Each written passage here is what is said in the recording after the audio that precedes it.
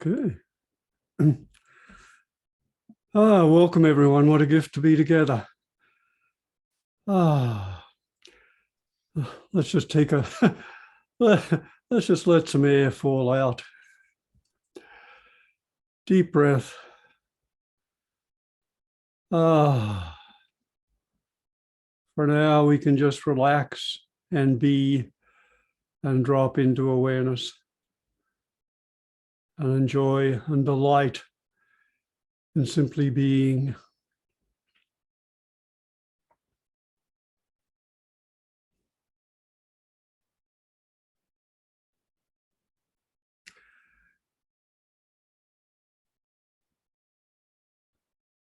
Today, what I'd like to do is to run fairly quickly through a variety of practices that you might like to have as part of your daily sitting routine.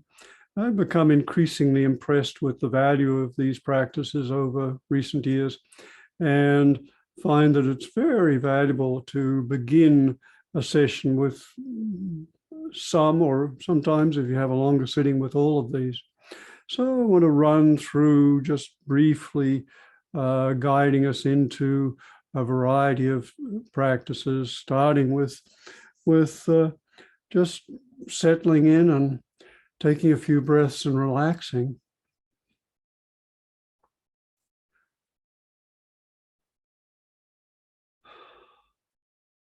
You might just take some slow, deep breaths and allow yourself to breathe, inhale, breathing in, and then just allow the air to fall out.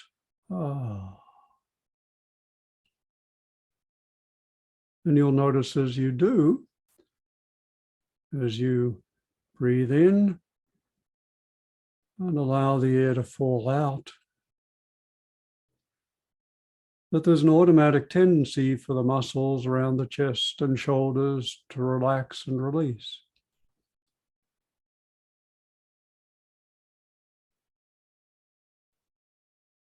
And if you take a few more breaths, just breathing in, which is an active process, but the exhalation can be a purely passive letting go. So you breathe in and you let go. And the letting go allows that relaxation around the chest and shoulders, but you'll probably notice it just automatically, effortlessly, extending down into the abdomen and pelvis, out into the arms,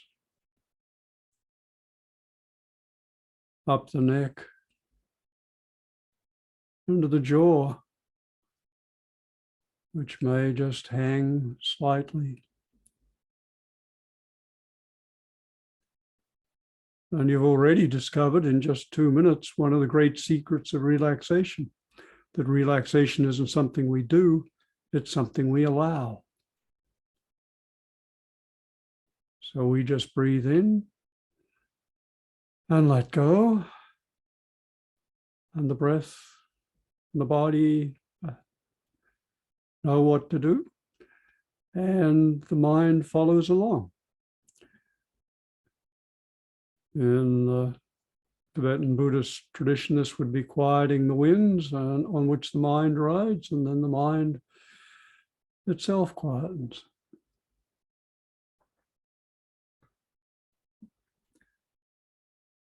And then as a second step, you might just check your posture just to see if you can have your back somewhat erect, head or somewhat erect, with the rest of the muscles of the body relaxed. And it's that combination of an erect spine, which fosters alertness, and relaxed body muscles, which allow for the combination of relaxed alertness that's optimal for maintaining alert, clear awareness.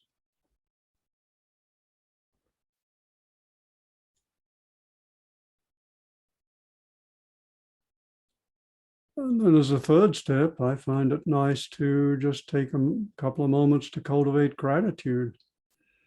And there are many ways of doing this, and you probably have your own. But let me suggest for now, you might like to just take a moment to be grateful to each person in our Sangha here today, because without this community, we wouldn't be meeting.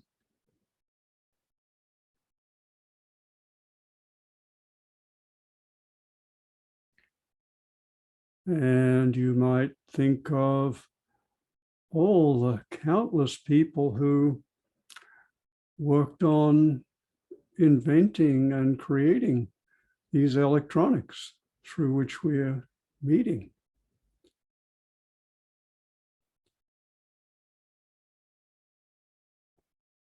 And then if you think of the people who produced the materials from which those electronics were created, and you realize that there's a network extending around the world that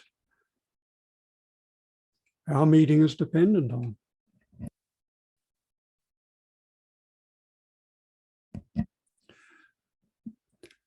And then you might like to think of all the people who fed those millions of people who helped create these computers, this network, these electronics, these miracles. And you might like to think of all the people who fed them. Farmers and carriers and laborers from around the world. And of course, they needed to be clothed and fed too.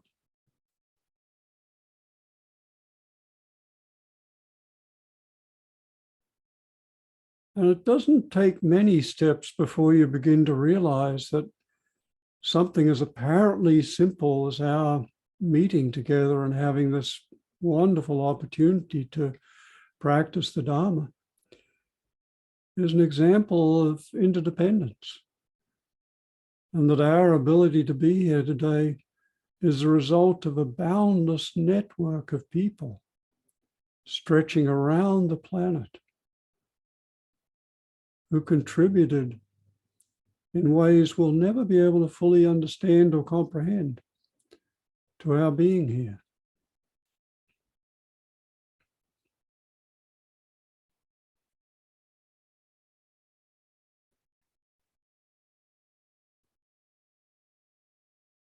And you might think of gratitude to your parents, our parents, without whom we wouldn't be here at all, let alone in the Sangha.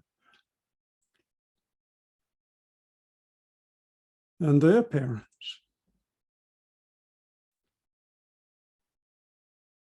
And all our forebears, stretching back over hundreds and thousands of years, tens of thousands of years. There were doubtless people there who lived through enormous suffering just to stay alive and to care for their children. And if any one of those forebears had given in, had decided to stop the struggle for survival, we wouldn't be here.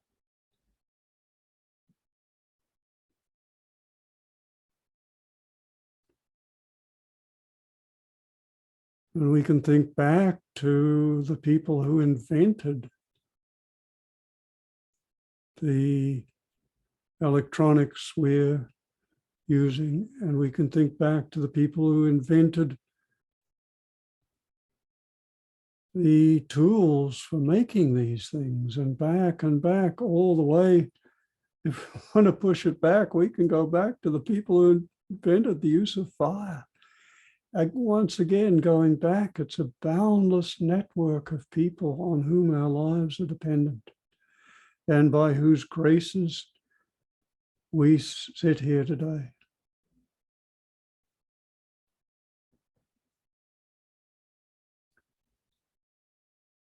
So it's possible just by a few minutes of simple reflection to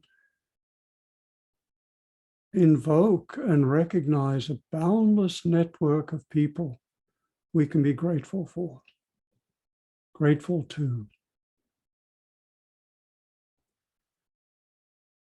And of course, you can take it in any number of other directions. You can be grateful that we can be grateful for the health and well-being and time and resources that we have to be here, our free and well-favored lives, as they're called.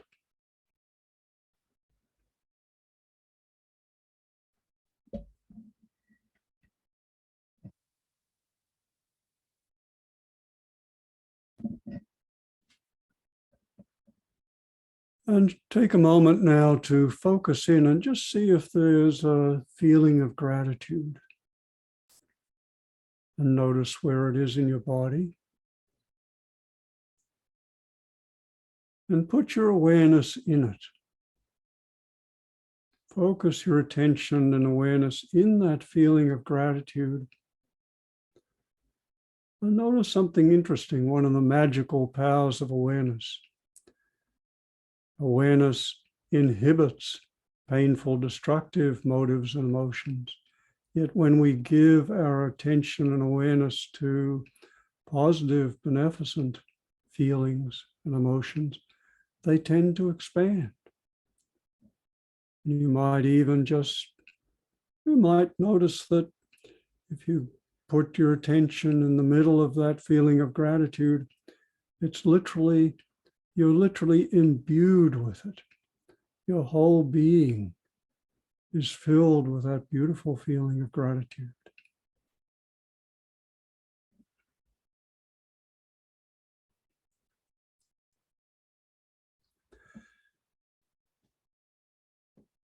And one can be even be grateful for the nature of gratitude, because gratitude is one of these emotions that overflows. It cultivates goodwill, generosity, joy, love, softens the heart, and it naturally leads to a desire to share one's well-being. Totally naturally, not as an effort or a struggle, just naturally. It's like gratitude wants to overflow, like love, like joy. These are emotions that want to overflow beyond our ego boundaries, and we want to share them. You want to share well-being with others. So what's the greatest well-being you could share or wish for another? Well, without going through the logic and the argument, what more could you wish for another human being or another being of any kind, or for all beings, than that they awaken to who they really are, awaken to their true nature, that they cultivate all and express all beneficent qualities of heart and mind. Think of a beautiful quality of heart and mind: love, joy, compassion, empathy. It's a long list. What more could you wish than that all people, all beings should be filled with these? And you have rediscovered the nature of a Buddha, i.e., one who has profoundly awakened to their true nature, to who they really are, below these little ego's thoughts and fantasies and images and feelings, and have cultivated all beneficent qualities of heart and mind. So what we naturally wish for others is for them to become Buddhas, in shorthand, or more heartfully, we wish that they experience the joy and wonder and amazement of their true nature, and that their hearts and mind be filled by the flowering of all beneficent qualities.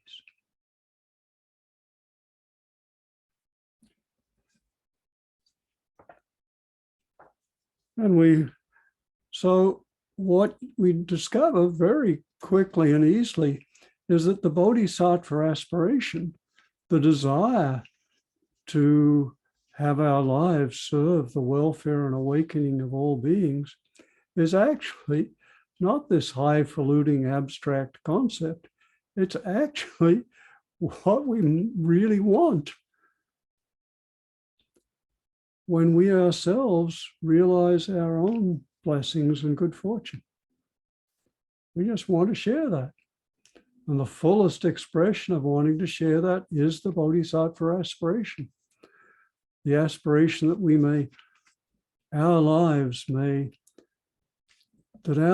may be ones in which we cultivate these benevolent qualities and awaken ourselves so as to be optimal instruments for the welfare and awakening of all.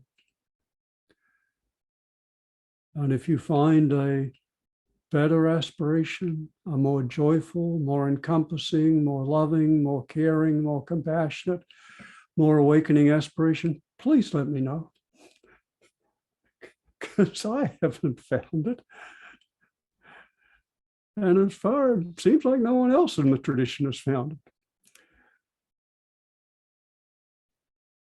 So we do this more formally through reciting the Refuge and Bodhichitta, which we can probably get up on our screen.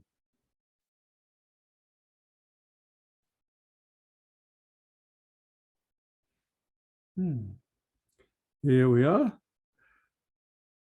So together in Buddha, Dharma, and supreme spiritual community, we go for refuge until fully enlightened by the power of all six perfections, from generosity to non-dual wisdom.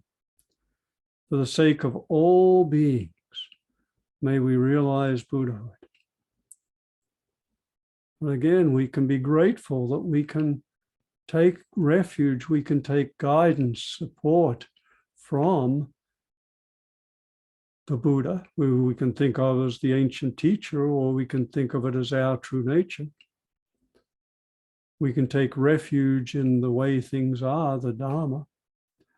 We can actually trust at a profound level the nature of reality. And of course, we can take refuge and we can trust in our community. These are people who, just like you, are aspiring to develop the most beautiful qualities of heart and mind. And who could you trust more than that? So we go for refuge. We turn to these sources of support. And we practice benevolent qualities ourselves, 6 of them traditionally, starting with generosity, all the way through ethics and effort and forbearance and concentration and wisdom. And we do that both because that makes for the fullest and most joyful lives for ourselves and the most contributory ones, but also we do it for the sake of all beings. And for their sake, may we realize Buddhahood. And I invite you to actually let in that and really take a moment to set an aspiration to realize, to recognize Buddhahood yourself. And set that aspiration and notice what happens.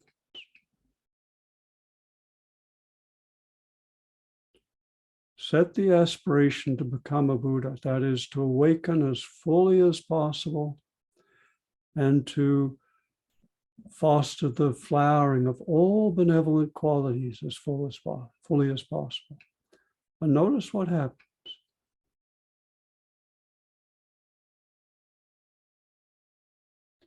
and just be aware of whatever arises. And there may be a spectrum. On the one hand, there may be a sense of determination or joy or wow, it's possible. And at the other, there may be these thoughts and feelings, I can't do that, it's too much, or it's overwhelming, it would demand too much, or I can't, or I'm too this, or I'm too that. Those are all pointers to limiting beliefs. Limiting beliefs are beliefs about which circumscribe our capacities. They're beliefs, I can't, I couldn't, I'm not worthy, I'm too this, I'm too that. Each one of those is just a belief, but they have enormous power over us until we recognize them and bring them into the healing light of awareness. So the Bodhisattva aspiration can operate in many, many ways. And one of them is to flush into awareness our limiting beliefs about ourselves. And they're not even really limiting beliefs about ourselves. They're limiting ego beliefs about the ego. As long as we think we are the ego. As long as we think we're a Roger or Jan or Pete.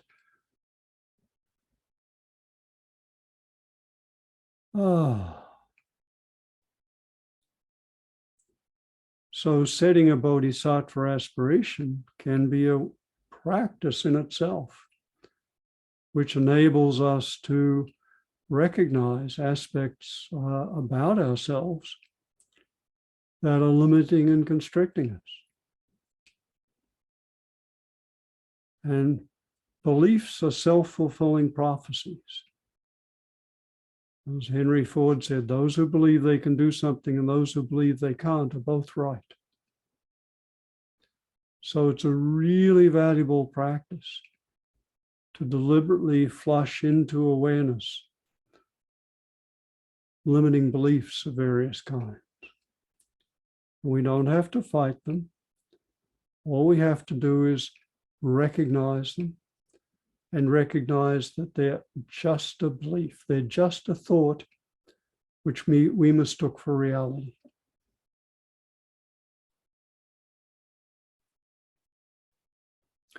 They are one example of illusions. And our work is to see through and past illusions.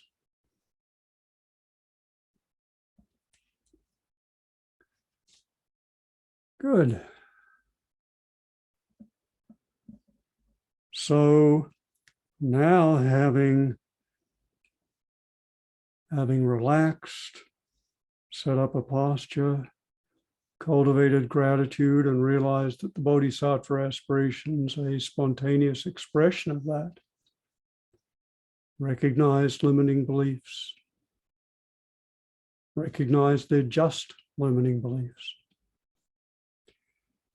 Now you might want to think of a quality of heart or mind or being that you feel would enable you to live life more fully, that would enable you to fulfill a bodhisattva aspiration,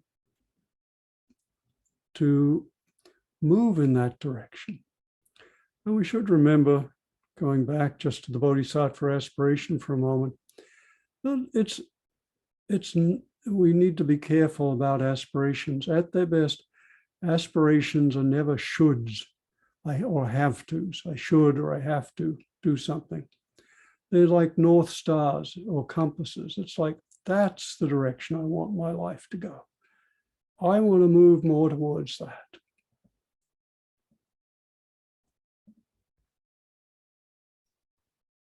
Good. So now, again, coming back to the question, what quality of heart or mind would enable you to live more fully and joyfully and awarefully? and to live into your Bodhisattva aspiration, since this is what you actually want. What quality of heart and mind would be good to cultivate? And then think of someone who embodies that. Can be someone you know, could be an archetypal figure, could be an historical figure. Someone whose life and being embodies that fearlessness.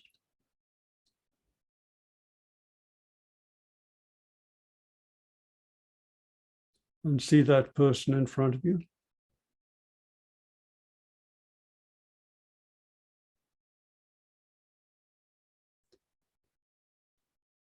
And then gradually allow that person to merge with you, so that your bodies overlap. And that quality is now part of you. And feel it extending through your whole body and mind. And that quality is now one of your great strengths.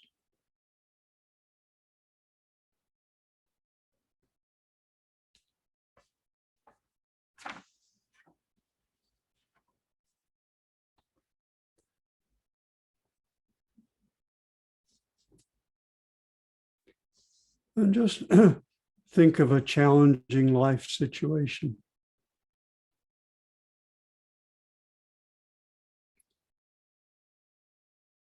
And see yourself now walking into that situation with your newfound strength, your newfound capacity of heart and mind.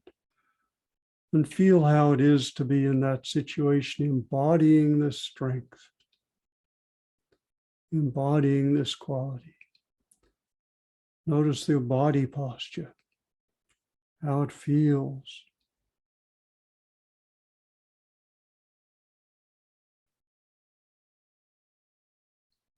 How you feel and how you act differently.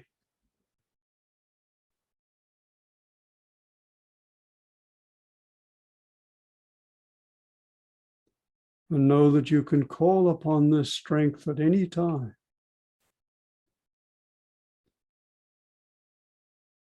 You can simply evoke it, or you can go back and do the practice we just did, which was a very abbreviated, essentialized version of a visualization yidam practice.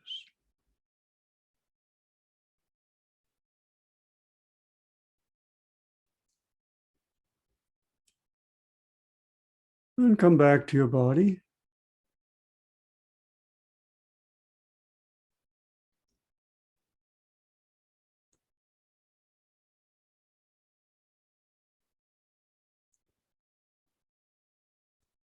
And notice that there's probably an assumption of being yourself.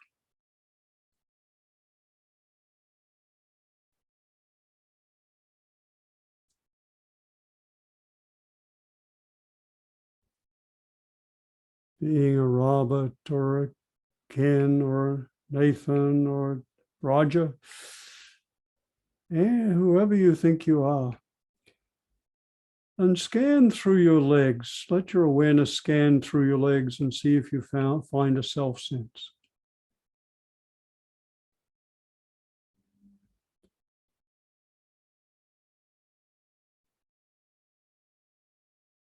And you don't find one. See if you scan through your abdomen and pelvis if you find one.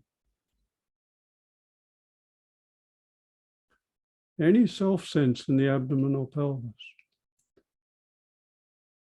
And in your arms. Is there a self-sense in the arms?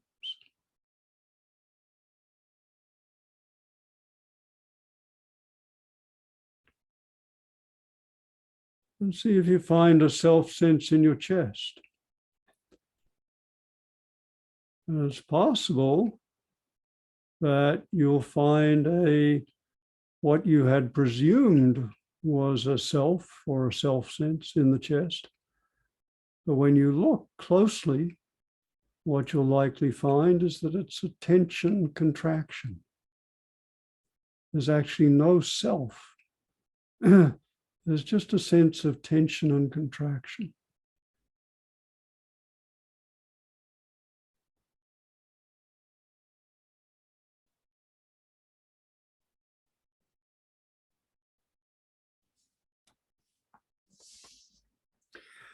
And now scan through your head. And there may well have been a presupposition that there was some self of some kind behind your eyes. But look, see for yourself. Nowhere do you find a self sense. The ego is an unexamined presupposition.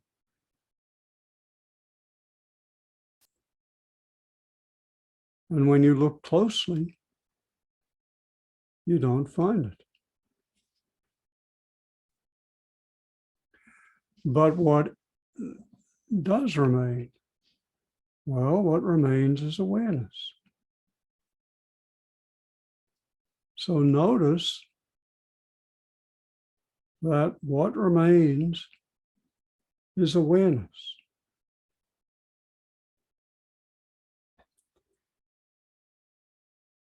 And now you're getting a lot closer to what you really are.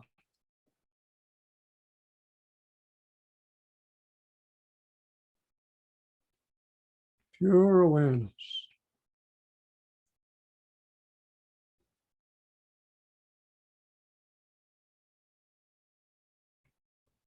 And notice the awareness filling the body.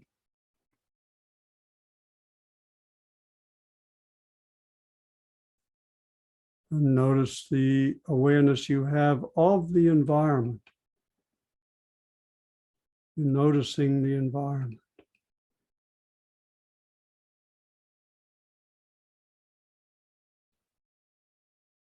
And again, notice the awareness in the body.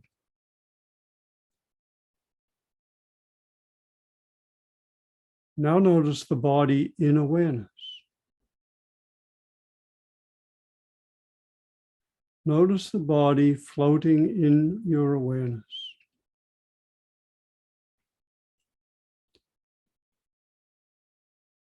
And notice the environment in your awareness.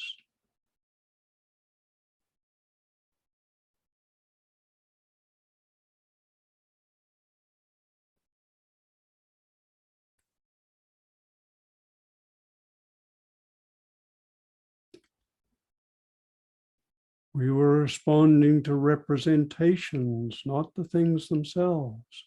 And those representations arise within awareness. So awareness encompasses body and environment.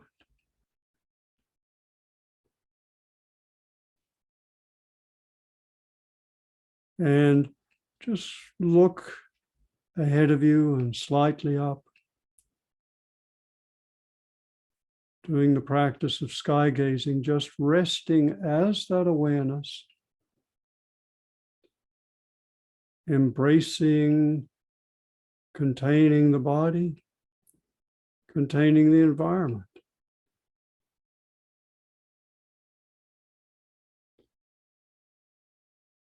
We usually think of ourselves as located somewhere in the body, looking out at the environment, but as we delve more closely into our actual experience, we find that awareness encompasses both the body and the environment, that their representations are floating in awareness.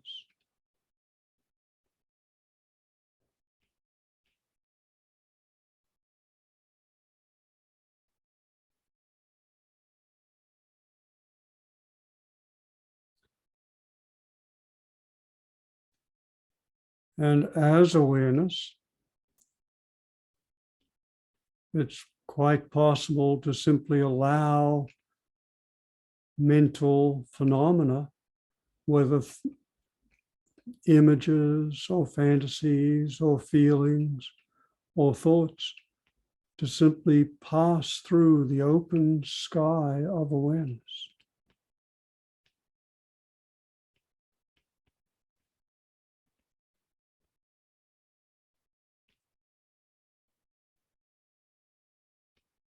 Feelings arise, but we don't have to identify with them. We can simply notice them. Images arise. We are not the victims of images. We can simply witness them. Thoughts arise. They move really quickly, and it's so easy to get identified with them, to get lost into them.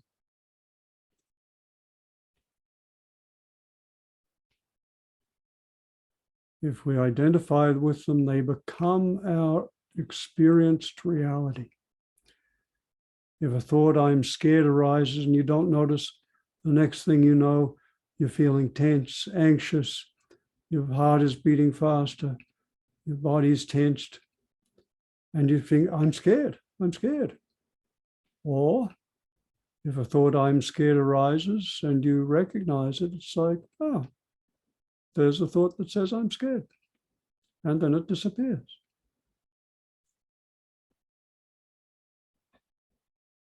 Our usual state of consciousness is one of self-hypnosis, hypnotized by our own thoughts. Our meditation practice is a de-hypnosis.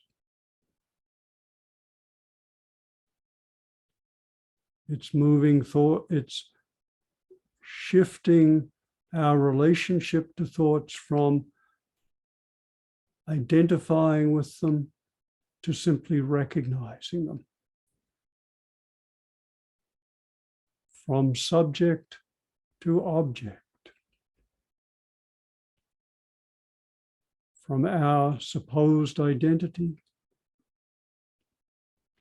to merely a passing thought. Each thought we recognize is another step on the way to de-hypnosis and awakening.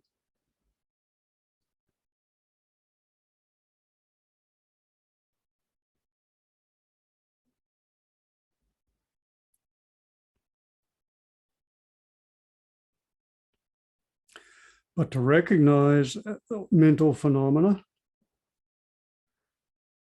and particularly thoughts which are kind of like stealth bombers, they're so quick and subtle,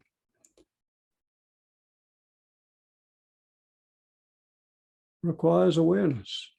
And it's interesting that the Dharma part of the most ancient part of the Buddha's teachings begins with the lines, "We are what we think. All that we are arises with our thoughts. With our thoughts, we make our world. It is good to master them."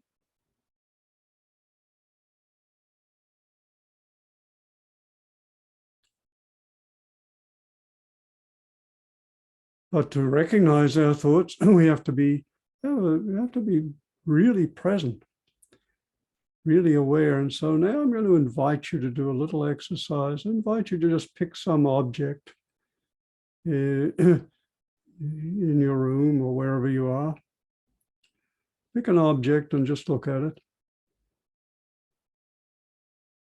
And now really look at it, really notice it. Be really alert and subtle and aware.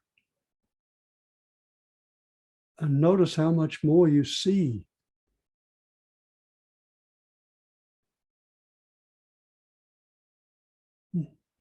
Now come back to your awareness.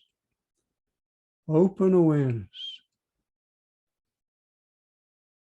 Embracing the body, aware of the body and each and every sensation or sound or touch. Aware of the environment, embracing, encompassing the environment and the body. and aware of whatever arises, or ready to be aware of whatever arises in the mind. And now be really aware, just like you really looked. Be really aware, alert, sharp, clear. Because we want not just ordinary awareness, we want awakened awareness. And awakened awareness is brighter, sharper, more energetic, clearer, sacred. And awakened awareness notices more, is more sensitive, more subtle, more alert, more present, more energized. Feel the difference between your ordinary awareness and awakened awareness. Really awake, alert, clear, not tense, not tensing, you're not creating this by tensing, but simply by really being present in this moment to the fullness of your experience.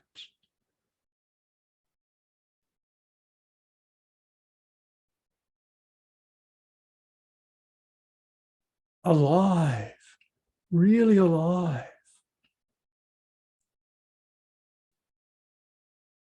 The awareness we're after is a wonderful presence, clarity. Again, not tensing, it's just intensifying awareness, which is not attention.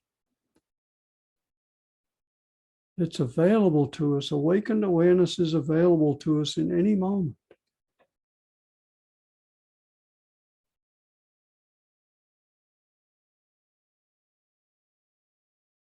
Now.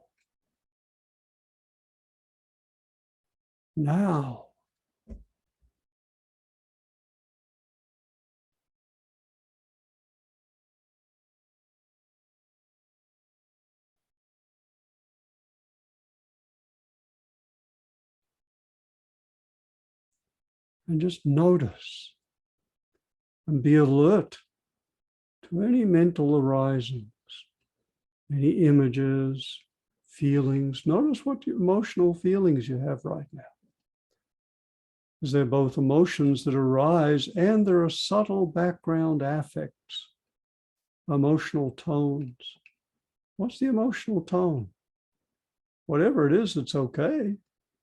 The beauty of simply being aware like this is we don't have to change anything because we're not victims of anything. Anything can arise in awareness without our having to react.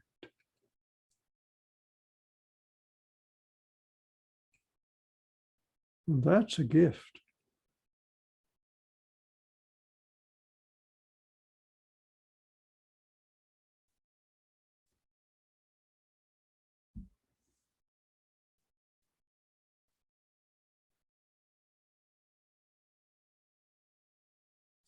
Yeah, enjoy this gift.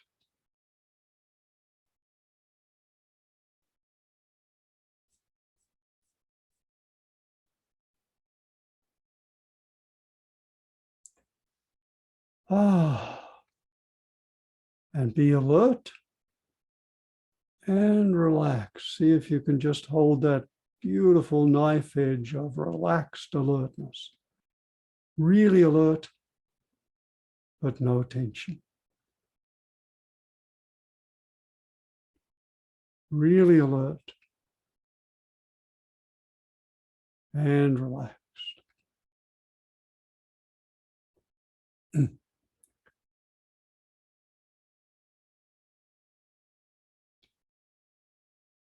I spent years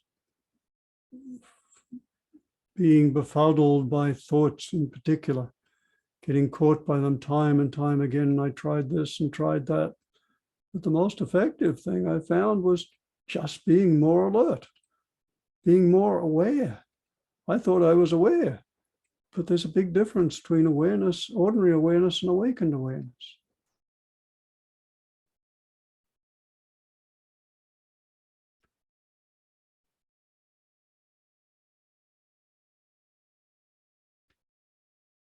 And one way to get a taste of awakened awareness is to use the traditional practice of yelling "Peh." And you can do it. It's quite possible to do it for yourself. You just yell "Peh" as loudly as you can. And just notice what happens. Notice you're left with a brilliant, bright, clear, lucid awareness. Bah!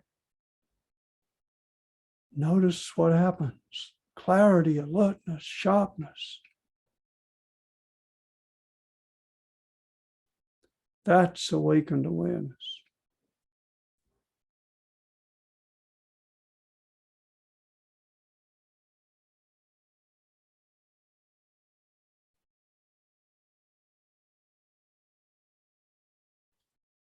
That's the awareness that sees whatever arises, that doesn't identify with thoughts or images or fantasies.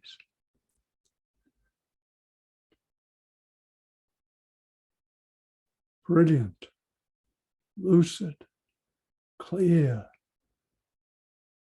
sharp, sacred.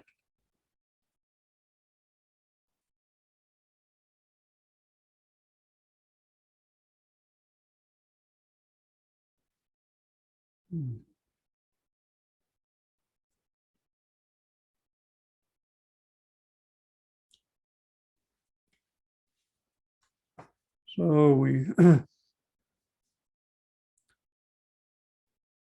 done multiple practices where we started by relaxing with a few breaths.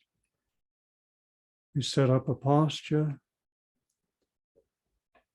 We recognized our good fortune and allowed gratitude to rise. We recognized that gratitude automatically leads to a desire to share it. And the best thing we can share is a Bodhisattva aspiration motive, because that is for the welfare and waking of others. We recognize the Bodhisattva aspiration as a simple, of course, that's what we want for others, for ourselves. We did an essentialized yidam practice, just recognizing a quality of heart and mind that would be good for us to live our lives fully and to live out the Bodhisattva aspiration. We strengthened that in ourselves by a visualization of someone who embodied it. We did the practice of emptying, so-called emptying of self, or entering into emptiness that the great teacher Atisha taught, recognizing that we are not, as we presumed, a little ego or self representation somewhere behind our head or in our chest. But what remains is awareness, and what we really are is awareness. And then we recognized awareness in the body, recognized awareness of the environment, and then recognized that body and environment were representations which rest in awareness, that awareness encompasses. We can recognize awareness as encompassing all things and all things arising within awareness. And then we intensified that awareness, becoming aware of noticing, identifying the difference between ordinary awareness, which is nice and good, but it's nowhere near as sharp and clear and lucid and brilliant and bright as awakened awareness. So we want to cultivate awakened awareness.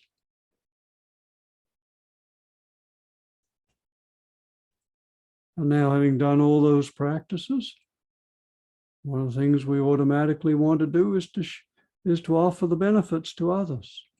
So may all that we have experienced and learned and felt and seen and open to May every one of those serve our welfare and our awakening and the flowering of all benevolent qualities within us, that we may serve the welfare and awakening of all others.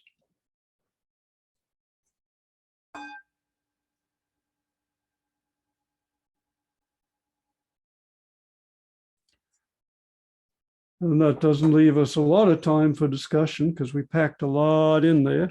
And you can use any one or all of those practices as part of your daily routine or draw from them at different times. But so with the few minutes we have left, does anyone like to comment or question? Wow, thank you, Lama Roger. That was absolutely incredible, comprehensive and clear, beautiful practice, all of them, and each of them individually. My friends, we have a reaction tool in the bottom of your screen if you float your mouse over your screen. And in that reaction tool, you can raise your hand. So if you would raise your hand, I can unmute you if you have a question. Thank you.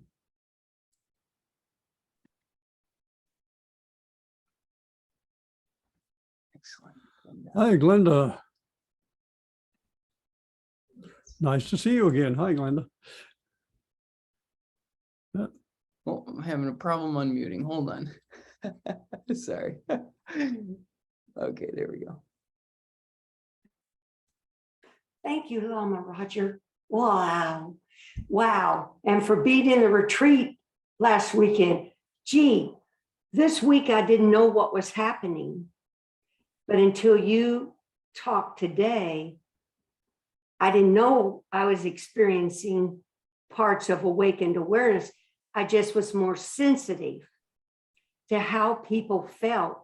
I could feel what they were feeling, even what they were thinking sometimes, but more than that, how I was feeling. And my taste, all the senses. I would never have thought this because, see, I have studied A Course in Miracles for years, and that gets you so far from me. Dzogchen and sky gazing and this, what you talk about, just brings it to fruition. But the ability to go from ordinary awareness to awakened awareness is phenomenal. To sit with it and rest in it, but then it happens where I'm more aware of the interconnectedness of everything. There is no separation, Lama Roger.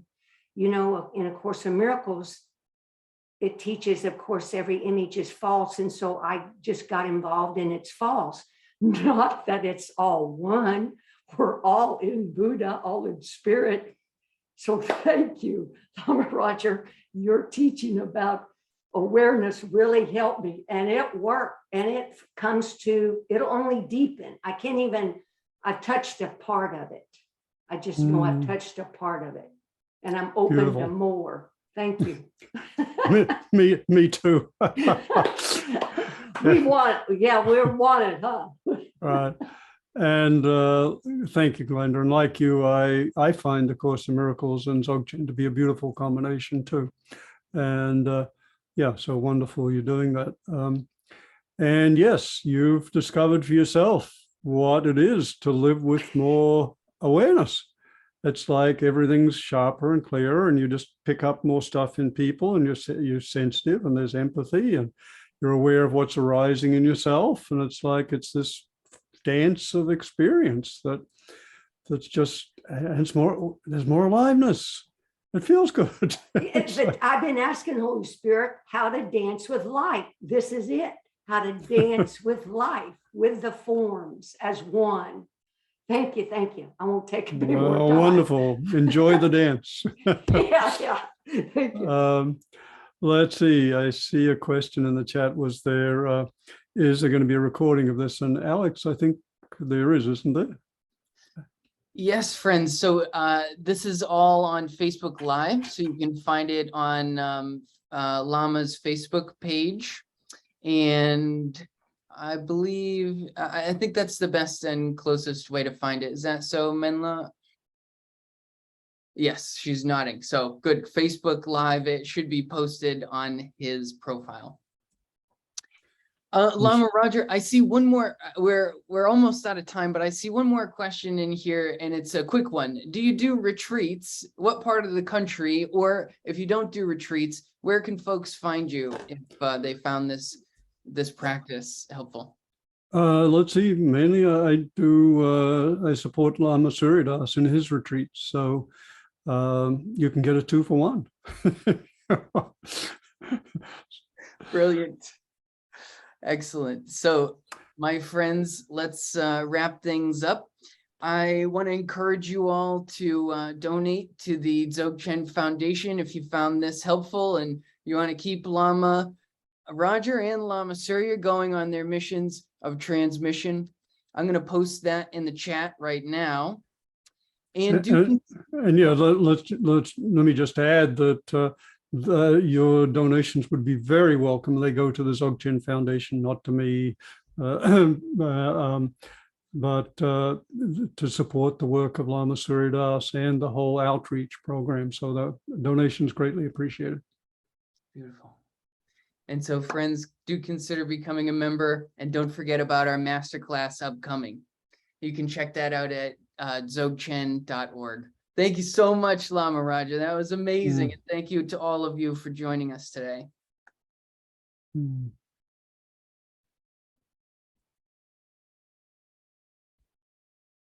Take care. Till next time.